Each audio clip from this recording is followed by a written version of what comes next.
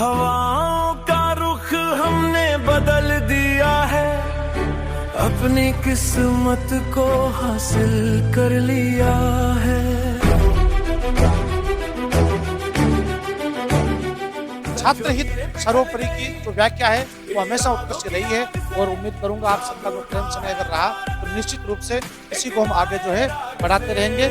ज़मीन कम पड़ी है, अब उड़ना है हमें, सूरज से आंखें मिलानी है हमें।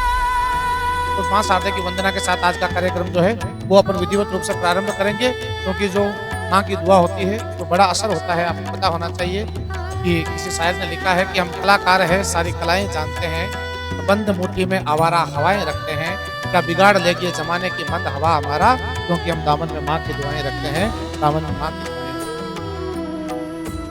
कर्म तुम्हारा कल होगा, तो कर्म अगर सच्चाई है तो कर्म कहाँ निष्फल होगा।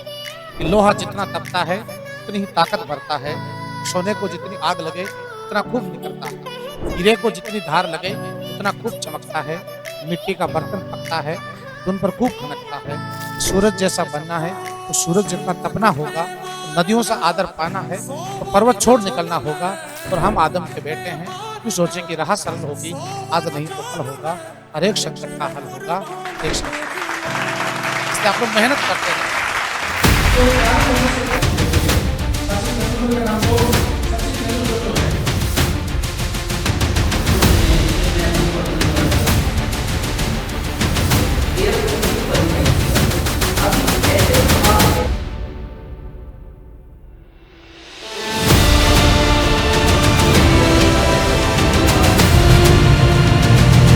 और गौरव का संघर्ष ऐसा नहीं है कि पहली बार इसने तैयारी शुरू की और एक बार में इसका सब कुछ सेलेक्ट हो गया। इसने असफलताएं देखी और असफलताओं में भी सफलता को चुना है और बार बार ये विद्यार्थी संघर्ष में रहा और इसका विश्वास उत्कर्ष के प्रति इतना है कि इस बच्चे ने कहा कि सर जयपुर में सेमिनार हो या जोधपुर में हो, मैं दोनों में ही आऊंगा। एयरफोर्स का जो ये इस बार अटेम्प्ट है, ये थर्ड अटेम्प्ट है मेरा।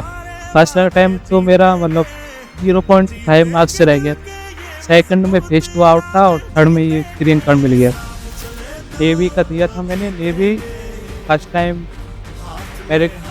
मेडिकल में आउट था, सेकंड टाइम फिजिकल में आउट था और इस टाइम हो गया मेरे तीसरी बार। उत्कर्ष मैंने ऑनलाइन क्लासेस 11th क्लास से लेना स्टार्ट किया था। 11th 12th कोविड था तो फिर ऑनलाइन पढ़ना ज़रूरी था। उसके बाद ऑफलाइन बैच एनडीए का लिया था मैंने जोधपुर से, तो एनडीए तो क्लियर हुआ नहीं था। फिर उसके बाद एयरफोर्स मैक्स ग्रुप की क्लासेस ली, उसके 2 इंटेक दिए, उनमें फिजिक्स में रह गई थी, तो फिर उसके बाद 3rd इंटेक क्लियर हुआ तो इसमें फाइनल हो गया।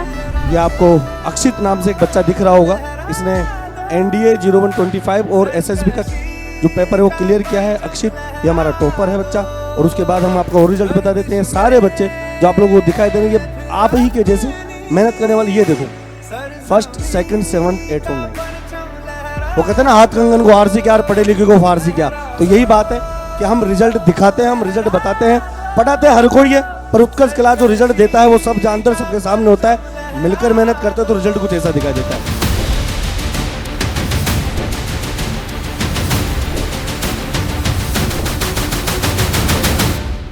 सर मैं अभी एक मेरे अपने दोस्त के बारे में बताना चाहूँगा सर, क्योंकि कहीं ना कहीं एक दोस्त ऐसा होता है जो हर मोड में आपके साथ खड़ा रहता है सर। एक ऐसा मेरा भी दोस्त था सर, और चारण सर का फेवरेट स्टूडेंट रहा है सर वो अशोक बिश्नोई, क्योंकि इस बार उसको ग्रीन कार्ड मिला है सर।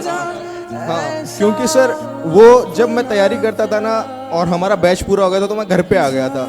वो बंदा ऐसा था सर, वो मेरे को डेली कॉल करता था और पूछता था तेरी तैयारी कैसी चल रही है। और आपको भी पता है कि सर जो मेडिकल होता है वो 2 स्टेजेस में होता है, पहले जो पास के होते हैं वो होता है और जो दूसरा होता है वो दूर का होता है। तो मेरा गुवाहाटी सेंटर आया था सर, सेकंड वाले में था तो मेरा लेट था, तो उसको भी पता था मेरे पुशअप्स में दिक्कत होती थी। वो डेली मेरे को वीडियो कॉल करके बोलता था कि अब तू पुशअप निकाल, और डेली मेरे को ये चीज़ें करता था सर। उसने मेरा लास्ट तक साथ दिया सर, लेकिन वो किसी कारणवश नहीं हो पाया और वो भी उस टाइम पे मेडिकल अनफिट हुआ था क्योंकि उसके चेस्ट में पॉइंट था।